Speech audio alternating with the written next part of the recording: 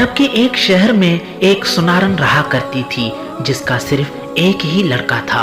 एक रोज जब सुनारन कुएं पर पानी भरने गई तो उसका लड़का भी उसके साथ गया। सुनारन लड़के को कुएं के करीब बिठाकर पानी भरने लगी। कुएं के दूसरी तरफ एक कुम्हार रहता था जिस कुम्हार की भट्टी उस वक्त खूब रोशन थी। भट्टी कहते हैं कि जिसमें कुम्हार अपने मट्टी वाले बर्तन पकाता है, वो भट्टी आग से रोशन की जाती है। लड़का खेलते खेलते उस भट्टी की तरफ निकल पड़ा। सुनारन जब पानी भर चुकी तो कुएं के करीब लड़के को न पाकर ख्याल किया कि घर चला गया होगा, लेकिन वो सुनारन जब घर वापस पहुंची तो घर पर भी वो लड़का मौजूद न था। आखिर माँ थी बहुत परेशान हुई और रोती पीटती अपने लगते जिगर की तलाश में दोबारा घर से निकली। कुएं के करीब आई, जगह जगह ढूंढा, लेकिन उसका लड़का कहीं पर ना मिला। इस परेशानी में हर एक से पूछती रही, लेकिन कहीं से कोई सुराग न मिला, कहीं कोई पता ही न चला। इसी तरह शाम हो गई। यकायक शोर हुआ कि सुनारन का जो लड़का था वो कुम्हार की भट्टी में गिरकर जल गया है, वरना अभी तक मिल चुका होता। ये सुनकर उसे इंतहाई सदमा हुआ और इस कदर रोई कि वो बेहोश हो गई। आलम बेहोशी में क्या देखती है कि एक मुअज़्ज़मा नकाब पोश तशरीफ लाई हैं और फरमाती हैं कि गम ना कर, तेरा लड़का बहुत जल्द तुझसे मिलेगा। बस तू नियत कर ले कि अगर तेरा लड़का सही और सालिम उस भट्टी से बाहर जिंदा खेलता हुआ कूदता हुआ निकल आया तो तू जनाबे सैयदा सलामुल्लाह अलैहा की कहानी सुनोगी। सुनारन ने फौरन आलम बेहोशी में ही नियत करके मन्नत मान ली। जब आंख खुली तो वाकईन सुनारन ने देखा कि उसका लड़का खुदा के फजल करम से हंसता खेलता जिंदा सलामत चला आ रहा है और सैयदा फातिमातुज़ ज़हरा सलामुल्लाह अलैहा के मौजज़े से उसके जिस्म पर आग ने कोई असर नहीं किया। यहाँ तक कि उस लड़के को जो लिबास पहना हुआ था वो लिबास भी बिल्कुल महफूज रहा। सैयदा सलामुल्लाह अलैहा के मौजज़े के बाद सुनारन बच्चे को लेकर खुशी खुशी बाजार चली गई और कुछ पैसों के एवज शीरीनी खरीद ली और पड़ोसियों से कहा कि मेरी मुराद पूरी हुई है, मेरे घर चलकर जनाबे सैयदा सलामुल्लाह अलैहा की कहानी मुझे सुना दो अगर किसी को याद हो। 6-7 घर फिरी, लेकिन हर एक ने यही कहा कि हमें कोई कहानी याद नहीं है। आखिरकार सुनारन सबसे मायूस होकर जंगल की तरफ रवाना हुई। दूर चलकर क्या देखती है कि वही नकाब पोश मुअज़्ज़मा नजर आई और उस मुअज़्ज़मा ने फरमाया कि ए खातून, परेशान न हो और न ही गिरिया करो, बस चादर बिछाकर बैठ जाओ और मैं तुम्हें कहानी सुनाती हूँ और तुम सुनती जाओ। उसके बाद सैयदा सलामुल्लाह अलैहा ने फरमाया कि शहर मदीना में एक यहूदी रहता था, उसकी लड़की की शादी थी। वो यहूदी जनाबे रसूल खुदा सल्लल्लाहु अलैहि वसल्लम की खिदमत में हाजिर हुआ और कहने लगा कि मेरी लड़की की शादी है, अगर आप सल्लल्लाहु अलैहि वसल्लम इजाजत दें तो मैं शरफ पाऊं कि जनाबे सैयदा सलामुल्लाह अलैहा मेरे घर तशरीफ ले आएं। और आप सल्लल्लाहु अलैहि वसल्लम ने फरमाया कि इस अमर के मालिक हजरत इमाम अली अलैहिस्सलाम हैं। ये सुनकर वो यहूदी हजरत इमाम अली अलैहिस्सलाम की खिदमत में हाजिर होता है और अर्ज करने लगता है कि इमाम अली अलैहिस्सलाम, अगर आप इजाजत दें तो जनाबे सैयदा सलामुल्लाह अलैहा मेरे घर पर तशरीफ ले चलें। आप अलैहिस्सलाम ने फरमाया कि इस अमर की मालिका खुद जनाबे सैयदा सलामुल्लाह अलैहा हैं।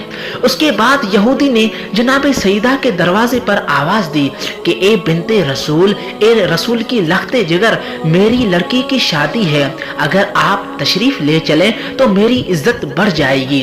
आप सलामुल्लाह अलैहा ने फरमाया कि जनाबे अमीर अलैहिस्सलाम से इजाजत ले लूं तो चलूं। यहूदी ने कहा कि मैं रसूल खुदा और हजरत शेर खुदा की खिदमत में गया था, सभी ने आपको मुख्तार किया है। जनाबे सैयदा ये सुनकर मुतफक्किर हुई। इतने में ही जनाबे रसूल खुदा सल्लल्लाहु अलैहि वसल्लम खुद तशरीफ ले आए। जनाबे सैयदा सलामुल्लाह अलैहा ने फरमाया, ए बाबा जान, ये यहूदी मेरे पास आया है और कह रहा है कि मेरे यहाँ तशरीफ ले चले। آپ کیا فرماتے ہیں؟ اس کے گھر جاؤں یا نہ جاؤں؟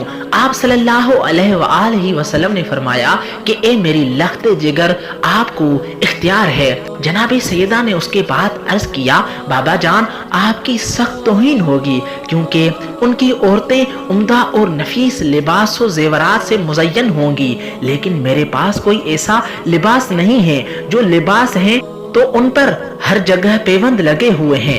تو رسول خدا صلی اللہ علیہ وآلہ وسلم نے فرمایا کہ اے میری لخت جگر، اسی حالت میں جاؤ جو مرضی خدا ہے۔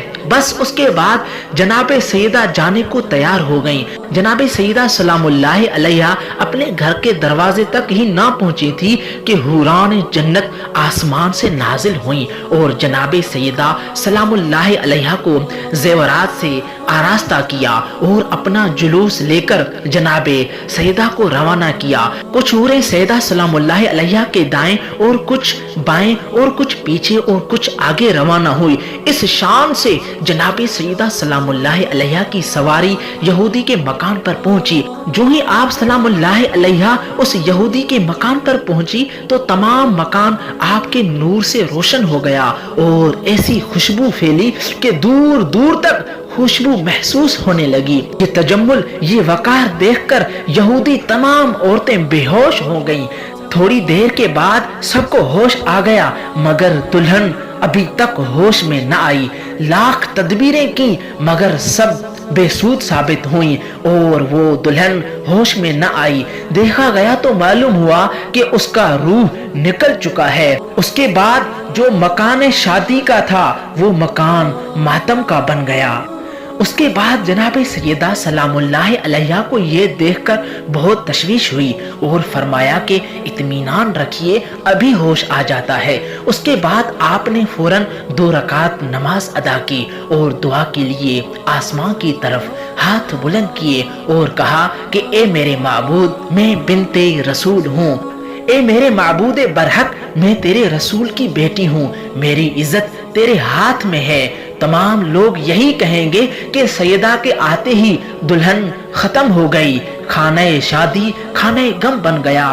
بس کچھ دیر نہ گزری تھی کہ آپ کی دعا قبول ہوئی اور دلہن کلمہ شہادت ادا کرتے ہوئے ہوش میں آ گئی اور اس کے بعد وہ کہنے لگی، اللہم صلی علی محمد و آل محمد، میں شہادت دیتی ہوں کہ خدا وحدہ لا شریک ہے اور جناب محمد مصطفیٰ صلی اللہ علیہ وآلہ وسلم رسول برحق ہیں اور آپ سلام اللہ علیہ ان کی دختر ہیں۔ آپ مجھ کو مذہب اسلام کی تعلیم فرمائیں۔ اور اسی طرح صدقے دل سے وہ عورت مسلمان ہو گئی۔ اس کے بعد جناب سیدہ فاطمہ الزہرا سلام اللہ علیہ کا یہ معجزہ دیکھ کر اسی وقت 500 مرد اور عورت یہودی مسلمان ہو گئے اور آپ کو سب نے نہایت عزت اور حرمت کے ساتھ رخصت کیا اور آپ کو ایک عورت آپ کی کنیزی میں بھی دے دی۔ جس طرح سنارن کی مراد پوری ہوئی، خداوند عالم بحق کی جناب سیدہ سلام اللہ علیہ تمام سننے والوں کی مرادیں پوری کرے، آمین ثم آمین، بحق محمد و آل محمد۔